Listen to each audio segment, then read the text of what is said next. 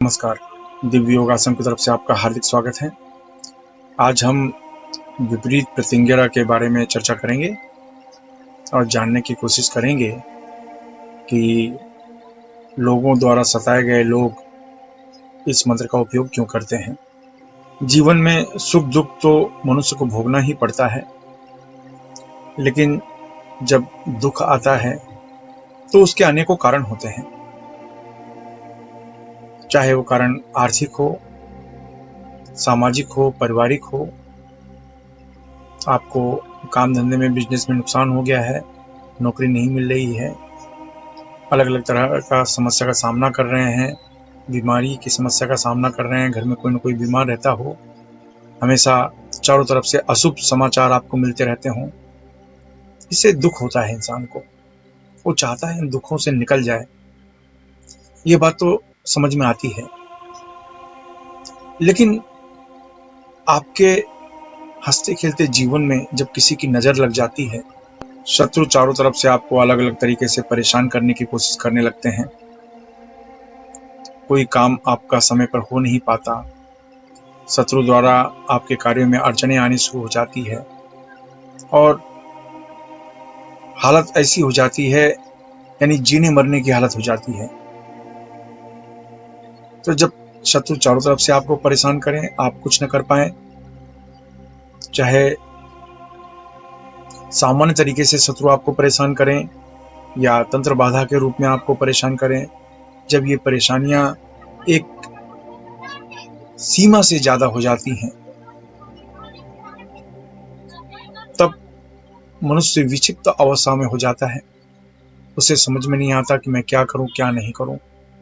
ऐसी अवस्था में हमारे मंत्र शास्त्र में एक नियम दिया गया है, जिसे विपरीत प्रतिंगिरा साधना कहते हैं।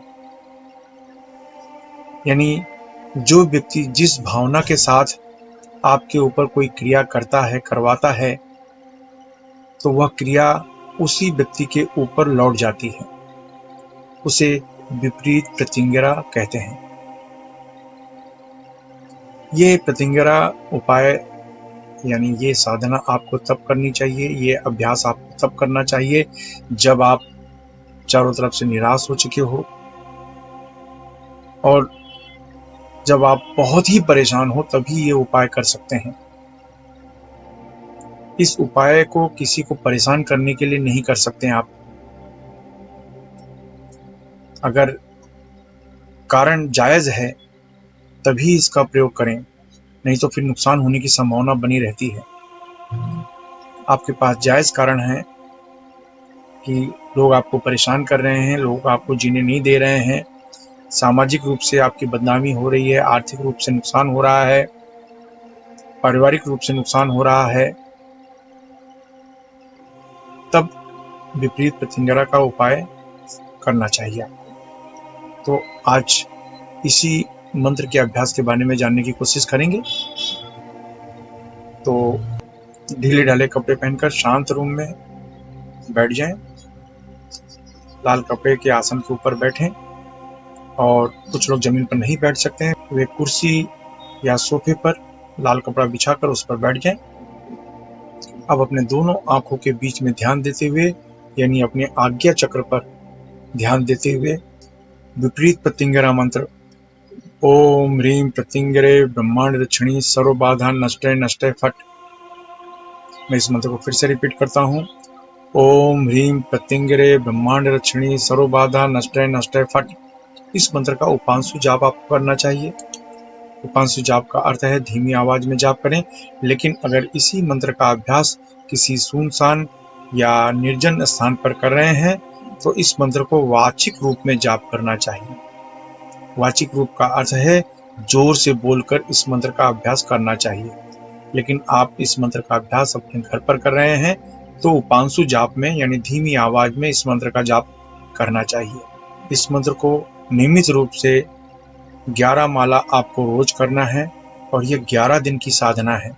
इस मंत्र को किसी भी माला से या बिना माला के भी आप जाप कर सकते हैं, लेकिन 11 माला इस मंत्र का जाप करना है और 11 दिन तक इस मंत्र का अभ्यास करना है।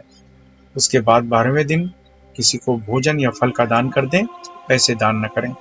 पैसे दान करना है तो किसी मंदिर की दान पेटी में दान कर दें।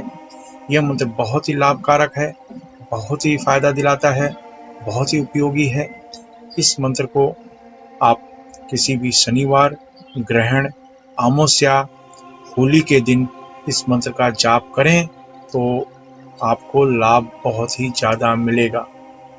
यानी इन दिनों से इस मंत्र का अभ्यास शुरू कर सकते हैं।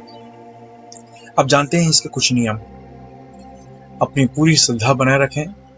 इस मंत्र को गृहस्थ सन्यासी कोई भी जाप कर सकता है। इस मंत्र के अभ्यास में दीक्षा की जरूरत नहीं होती, क्योंकि आप अपने आज्ञा चक्र पर ध्यान देकर मंत्र जपते हैं। इस मंत्र से शरीर में गर्मी पैदा होती है, इसलिए ढीले ढाले वस्त्र पहनकर अभ्यास करें। महिलाओं को सम्मान दें। साधना के दौरान नाखून, बाल नहीं काटने चाहिए या कटवाने चाहिए। पति पत्नी मिलकर अगर इस मंत्र का अभ्यास करें तो 10 गुना ज्यादा लाभ मिलेगा। इस अभ्यास से ज्यादा पसीना आना, बार बार बाथरूम जाना, सर्दी जुकाम इस तरह की समस्या हो सकती है, लेकिन डरे नहीं, क्योंकि ये अभ्यास से शरीर की नकारात्मक ऊर्जा बाहर निकलनी शुरू हो जाती है। अगर आप नौकरी कर रहे हैं, बेरोजगार हैं या आप विद्यार्थी हैं, गृहिणी हैं, तो इस मंत्र को पूर्व दिशा की तरफ मुंह करके जपें। अगर आप व्यापार कर रहे हैं, कला के क्षेत्र में हैं, तो इस मंत्र को पश्चिम दिशा की तरफ मुंह करके जपना चाहिए। अगर आप लॉटरी, सट्टा या शेयर मार्केट से जुड़े हैं या बैंकिंग क्षेत्र, मेडिकल के क्षेत्र, होटल के व्यवसाय के क्षेत्र में हैं, तो इस मंत्र को उत्तर दिशा की तरफ मुंह करके जपें। अगर आप जमीन खरीदने बेचने का कार्य करते हैं, खेती का कार्य, लोहा, कोयला, चमड़ा तथा तेल के क्षेत्र में, या कोई ऐसा कार्य करते हैं जिसमें ब्रोकरेज यानी दलाली लेनी पड़ती हो या देनी पड़ती हो, तो इस मंत्र को दक्षिण दिशा की तरफ मुंह करके जपना चाहिए। इस मंत्र का अभ्यास 18 वर्ष के ऊपर कोई भी स्त्री पुरुष कर सकता है। अपने भोजन में फल, हरी सब्जी तथा फल के जूस का उपयोग ज्यादा करें। धूम्रपान, मद्यपान, व्यसन, मांसाहार से बचें। ब्रह्मचर्य का सख्ती से पालन करें। मासिक धर्म की समस्या में महिलाएं 3 से 5 दिन का गैप करके फिर आगे कंटिन्यू कर सकती हैं। इस अभ्यास को घर के किसी भी शांत कमरे में या घर के मंदिर में आप कर सकते हैं। अभ्यास समाप्त होने के बाद अश्विनी या वज्रली मुद्रा अवश्य अपनाएं। यह मुद्रा आपको ब्रह्मचर्य का पालन करने में मदद करती है। अश्विनी या वज्रली मुद्रा क्या है, इसका अभ्यास कैसे करें, यह जानने के लिए नीचे डिस्क्रिप्शन में लिंक दिया गया है, वहां से आप जानकारी प्राप्त कर सकते हैं। इसके अलावा मुंबई के निकट वज्रेश्वरी में 2 दिन का लक्ष्मी कुबेर साधना शिविर, जिसमें 1.25 लाख मंत्र का अनुष्ठान होने जा रहा है। अगर आप भाग लेकर स्वयं साधना करना चाहते हैं या अनुभव करना चाहते हैं तो नीचे भाग लेने के लिए रजिस्ट्रेशन करवा सकते हैं। आप अपने जीवन में हमेशा तरक्की करें। इसी शुभकामना के साथ धन्यवाद।